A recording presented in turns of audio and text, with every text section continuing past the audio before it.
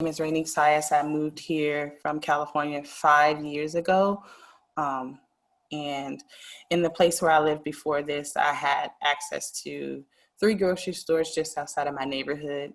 There was a bus line. I can get my son's haircut.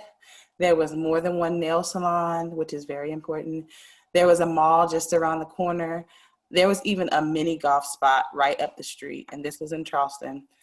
But at the same time, the schools in my neighborhood weren't as good as I wanted them to be. My job was farther away, and because it was on the main road, the traffic that it took to get literally anywhere was incredibly bad, and it was always at a standstill. Most of you kind of can figure out where that was. Even though public transportation was right outside of my neighborhood, it didn't connect with any of the places that I needed to go. And just because the food was closer to me didn't mean that I had the money or the means to go to the grocery store, because my rent was still very expensive and I was either severely underemployed or underpaid, and usually spent all my extra money on gas or other methods of transportation such as rideshare or the needs of my 3 kids. So in that place, I had an almost 2.5-hour commute to and from work and school. We would have to leave our house no later than 6:15 a.m. every morning and return sometimes after 7 p.m. That just left us just enough time to eat, shower, and prepare for the next day. I worked and my children attended school in Mount Pleasant, so in order to have everybody on time, we had to be out the door. An hour commute and an hour commute at 5 o'clock. The cost of a better academic school choice was the expense of the quality of life for me and my family. My children could not participate in a lot of activities because many were outside of school, and if they were affordable, they were close to our home and not close to school or work.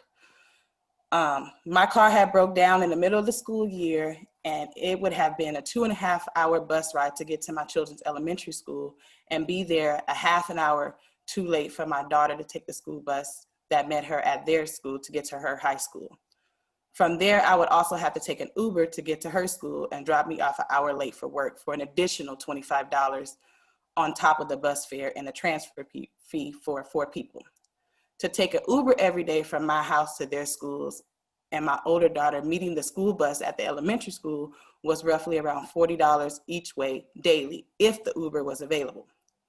Luckily, on the 3rd day of catching Ubers, I struck a deal with a compassionate Uber driver who gave me a deal of $40 at a daily flat rate. At the end of all of this, I barely qualified for food stamps, and I didn't have any health care insurance for the first time in my life. The quality of my life was affected by where I live, but I didn't want to move because finding a place had been a challenge all on its own. Even though I had come to Charleston with a housing voucher for Section 8, which I transferred here, several things factored into my ability to be able to access housing I could afford. For one, I'm not from here, so I didn't know where to look, and no one that I knew that was here had ever had Section 8 and didn't know how to navigate the resources. The lack of knowledge of resources kind of poured into my experience with landlords who either didn't know enough about the Section 8 program or had heard about or had had a bad experience with the Section 8 program and were not willing to accept my voucher. And at the time when I had began to look for places, the market value for the Section 8, the voucher for the 3-bedroom for Section 8 had given me was $850, and places that I was seeing, the average price was $1,000 in a neighborhood with a good school. And I had to have the income that was at least 3 times the monthly rent. Even when I worked 3 jobs, I still didn't have that. So I literally found a place, completed the approval process, and was able to move into a place on the very last day of my housing voucher extension. So that means I had to apply to get more time and still nearly lost my assistance while looking for a place to live.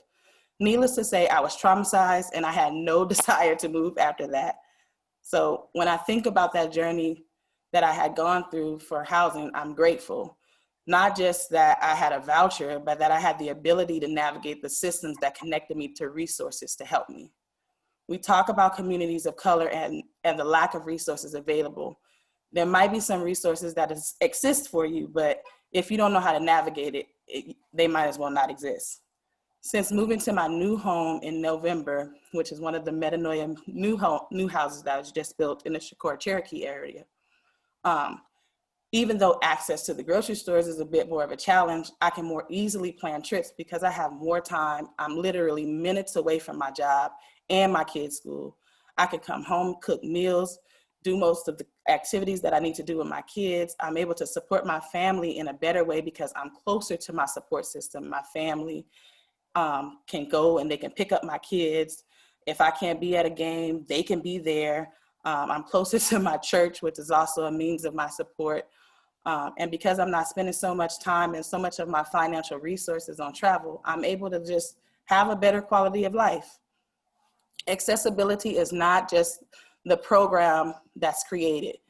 It's, do people know about it? And if they do, are they able to use it? It's not just about internet access when we think about accessibility. It's about an entire web of inaccessibility that prevents people who need it from getting resources that might exist. We dehumanize people in poverty and we act like they can't do anything for themselves when there's an entire system that's designed to deny them access. And then we criminalize them for doing what needs to be done to survive. Being in poverty is one thing, but lacking the ability to move through poverty is another thing. And if you don't know how to budget, how to email, or or just how to navigate systems, period, how to start or even where to start to look, then it's hard for you to find services that do exist so that you can navigate through using them. We should be thinking strategically about making housing and other resources accessible for people who need them. It should not be their job to come looking for help. Not being from Charleston made a difficult situation even more stressful because I was unfamiliar with everything. And people who were already here had no clue how or where to direct me. How would I have known where to go? If you are a resource, you have to be out in the community and you should be actively looking for folks to help.